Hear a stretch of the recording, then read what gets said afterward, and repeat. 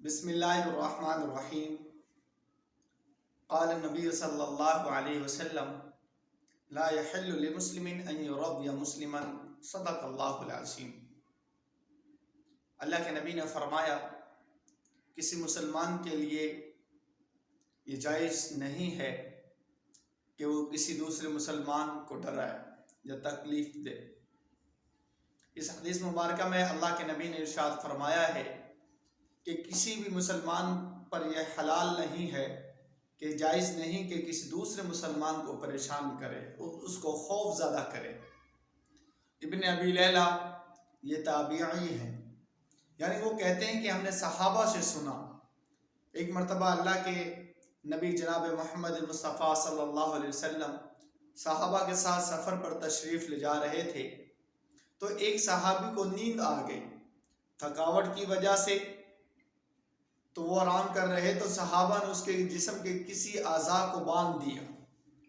तो अल्लाह के नबी ने देखा तो फरमाया, ला यहिल्लु, यह हलाल और जायज़ नहीं है कि किसी मुसलमान को तकलीफ़ हो, क्योंकि वो चौंक गया, डर गया, खौफ ज़्यादा हुआ, परेशान हुआ।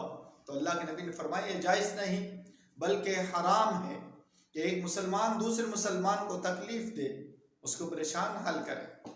ये जायज़ नहीं है। मिसाल के तौर पर हर एतबार से जायज़ नहीं, या बातों से खौफ ज़्यादा करना या अमल के एतबार से ये भी हराम है। किसी की साइड पर बंदूक उठाकर सीधा करना, उसको खौफ ज़्यादा करना हराम है। या बाइक पे जाते हुए किसी को टक्कर देना, ये भी हराम। गाड़ी में हो उसको टक्कर देना हराम है। या ऊंची आवाज़ से एकदम उसको आवाज़ को बुलंद करना और सामने वाला खौफ ज़्यादा हो जाता है, परेशान होता है, लोग हंसते हैं, लेकिन हराम है। अल्लाह के नबी ने मना फरमाया है कि किसी को परेशानी ना हो। ये तमाम चीज़ें, कोई भी ऐसी चीज़ जिससे इंसान को परेशानी हो, वो अल्लाह के नबी ने मना फरमाया है कि मुसलमान को परेशानी होती है। किसी भी लिहाज से परेशान करना जायज़ नहीं है। यहाँ तक कि अगर कोई ने किसी का जूता पहन लिया और उसके बाद वो शख्स जूते वाला आया, देखा कि जूता नहीं है, वो परेशान होगा, ये भी हराम है। बगैर पूछे जूता भी नहीं पहन सकते। अल्लाह के नबी ने माशरत को समझाया है, लोगों की इंसानी ज़िंदगी को बड़ी हिफाजत में रखा है, सुकून और इत्मीनान के साथ। परेशान नहीं करना, खौफ ज़्यादा किसी को नहीं करना। बाज़ दफ़ा मोमिन को इजाज़त है कि वो खौफ ज़्यादा करे, लेकिन मोमिन को नहीं बल्कि मोमिन काफिर को करे, वो भी जंग के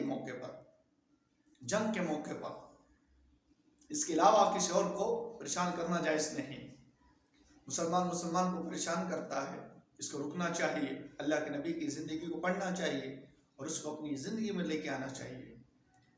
और इस तरह अल्लाह ताला से दुआ है कि अल्लाह ताला हम सबको इस हदीस पर अमल करने की तौफीक अता फरमाए।